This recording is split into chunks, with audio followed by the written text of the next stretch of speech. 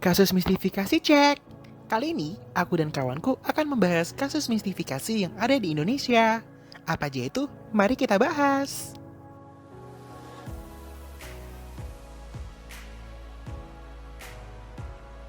Nah, jadi aku dan kawanku mencari informasi mengenai mistifikasi.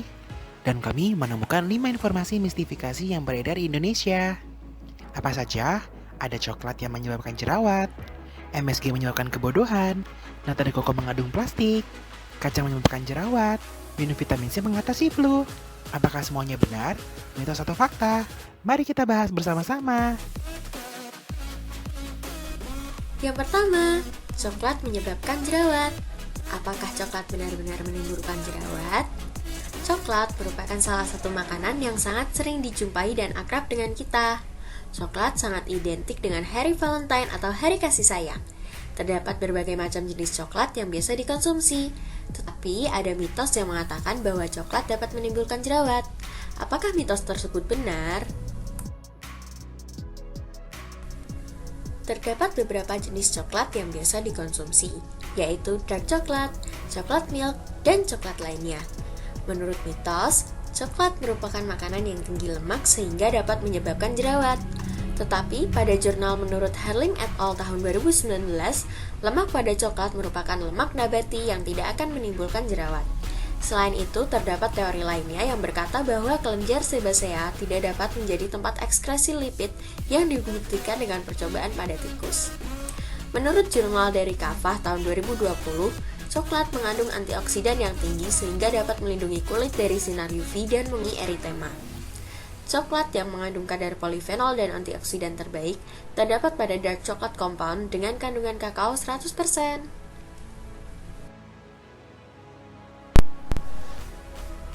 Jerawat merupakan salah satu penyakit kulit yang dapat disebabkan oleh berbagai faktor, yaitu usia, genetik, kondisi stres, merokok, asupan makanan, dan kosmetik wajah.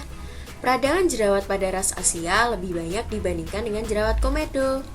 Menurut penelitian Herlim et al. Tahun 2019, subjek yang mengonsumsi dark coklat mengalami jerawat ringan, sedangkan subjek yang mengonsumsi milk coklat paling banyak mengalami jerawat berat.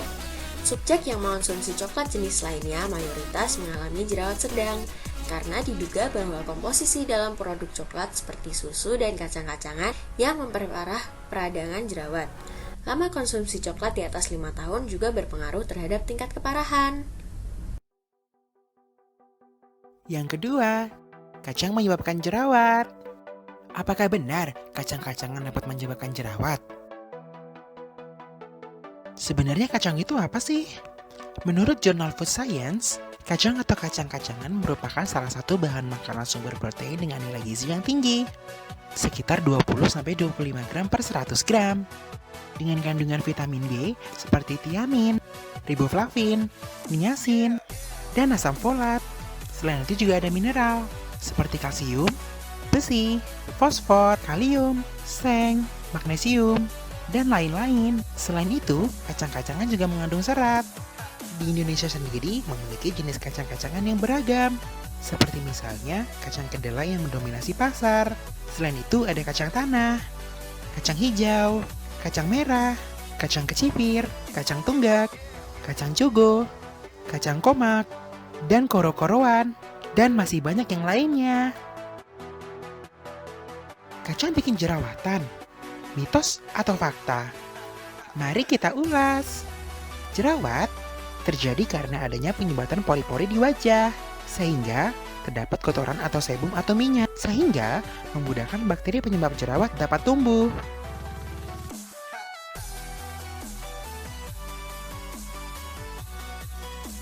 Lalu, ada apa dengan kacang? Kata orang, makan kacang itu tinggi lemak, jadi bikin jerawatan. Padahal, kacang itu mengandung asam omega 3 yang baik untuk kulit, mengurangi inflamasi atau peradangan pada sekitar kelenjar minyak, sehingga membuat kulit awet muda dan juga dapat membantu mencegah jerawat. Hal tersebut didukung dengan hasil penelitian. Sekitar 81,8% sampel berjerawat memiliki frekuensi konsumsi kacang tanah 1-3 kali dalam seminggu. Namun, secara statistik tidak ada hubungan frekuensi konsumsi kacang tanah dengan kejadian jerawat pada manusia. Hal ini juga tidak sejalan dengan Trengganu dan beberapa ahli penyakit kulit lainnya yang mengatakan bahwa kacang tanah merupakan bahan makanan yang selama ini diduga sebagai pemicu timbulnya jerawat. Dan hasil penelitian ini juga sejalan dengan penelitian Nur Hidayati yang mengatakan bahwa tidak ada hubungannya kejadian jerawat di antara responden yang mengkonsumsi kacang-kacangan. Hal ini dimungkinkan karena terjadinya faktor stres, cuaca, dan kebersihan wajah. Lalu, jerawat timbul karena apa? Justru, makanan yang menyebabkan jerawat dan tidak dianjurkan untuk dikonsumsi secara berlebihan adalah keripik kentang, roti, cabai, kue, soda, serta makanan olahan susu yang dapat meningkatkan gula darah dan dapat memacu suatu hormon yang berfungsi untuk memproduksi minyak dan androgen. Yang ketiga, MSG menyebabkan kebodohan. Apakah benar MSG dapat menyebabkan kebodohan? Mari kita cari tahu. Jadi, MSG itu apa sih? Menurut Al-Sobagi et al., MSG atau monosodium glutamat merupakan zat aditif makanan yang digunakan secara luas di berbagai negara untuk memberi tambahan rasa pada makanan yang akan disajikan. MSG tidak berbeda dengan asam glutamat yang merupakan asam amino, komponen penyusun protein. Hanya saja, salah satu gugus hidrogennya diganti dengan natrium.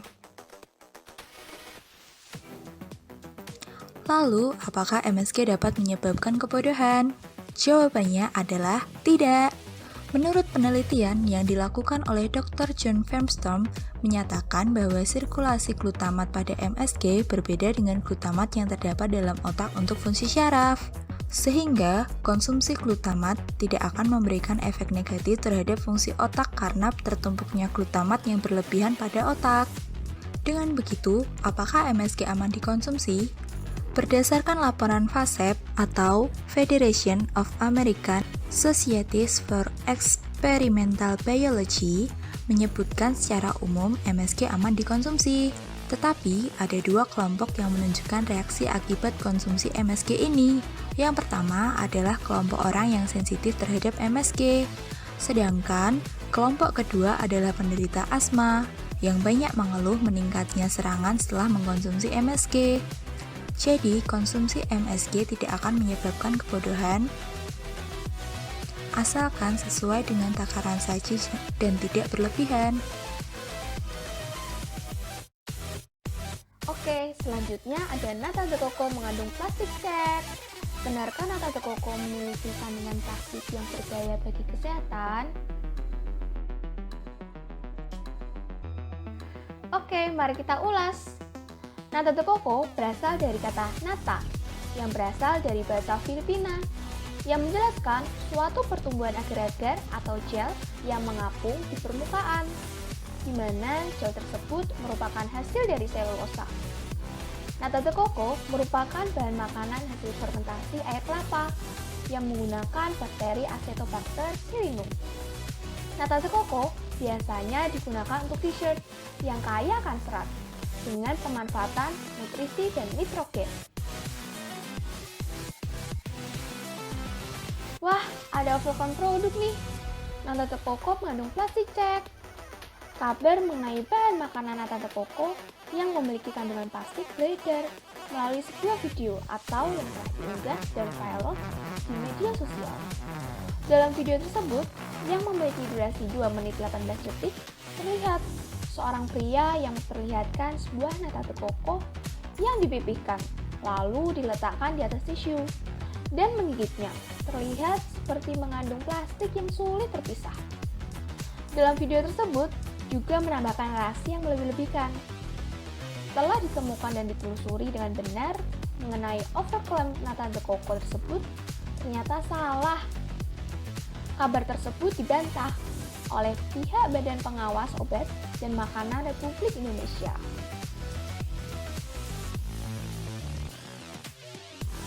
Aku dan kawanku coba mencari tahu tentang penjelasan Jodoh.com RI tentang isu nata de coco. 1. Nata de coco merupakan bahan makanan dengan bahan baku air kelapa. Kedua, terbentuk dari jutaan benang selulosa yang berlapis-lapis.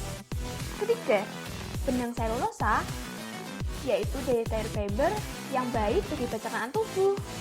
Keempat, lembaran selulosa yang menangkap cairan jika dipipihkan air akan keluar. Kelima, sangat liat dan tidak putus saat tidak ada kandungan air di dalamnya merupakan serat-serat tipis selulosa.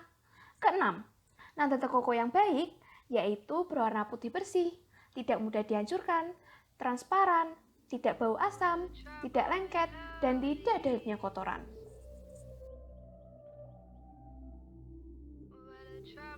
Aku dan temanku mencari kandungan nata de coco per 100 gram. Ada apa aja sih? Ada 80% air, 2 mg fosfor, 0, mg ferrum, 20 gram karbohidrat, 146 kalori, 12 mg kalsium, dan 20 gram lemak. Jadi kesimpulannya, lapisan yang banyak pada nata de coco merangkap cairan. Jika ditekan, cairan tersebut akan keluar, dan yang tertinggal adalah benang-benang serat yang menyerupai lembaran tipis. Lembaran tipis inilah yang diisukan atau disebut-sebut sebagai plastik. Benang serat tipis itu atau selulosa yang ada pada nata coco disebut juga sebagai dietary fiber atau serat pangan yang memang diperlukan dan penting untuk pencernaan. Nata coco merupakan bahan makanan yang mengandung selulosa yang bermanfaat untuk melancarkan sistem pencernaan manusia. Nata coco juga mampu menjadi makanan alternatif bagi mereka yang tidak mengonsumsi atau tidak menyukai sayur-sayuran karena nata coco memiliki serat yang tinggi. So, jadi overklaim tentang nata coco mengandung plastik adalah salah. Yang terakhir, minum vitamin C mengatasi flu. Apakah benar vitamin C ampuh memulihkan kesehatan tubuh dari flu? Mari kita bahas. Bagaimana hal tersebut dapat terjadi?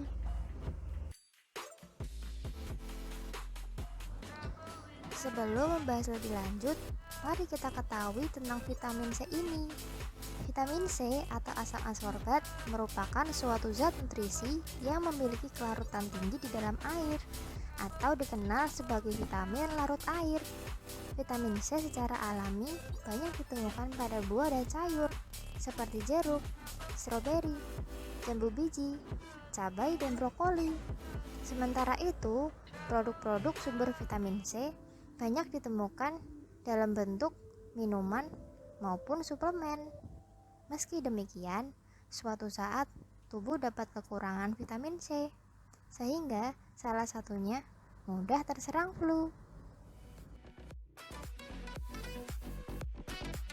Berdasarkan anggapan yang telah ada di masyarakat, ketika tubuh terkena flu, mengonsumsi banyak minuman maupun sumber vitamin C adalah cara paling ampuh untuk memulihkan kondisi tubuh, di mana vitamin C ini memperkuat sistem kekebalan tubuh dan mengatasi flu dengan cepat. Namun kebenarannya belum dipastikan.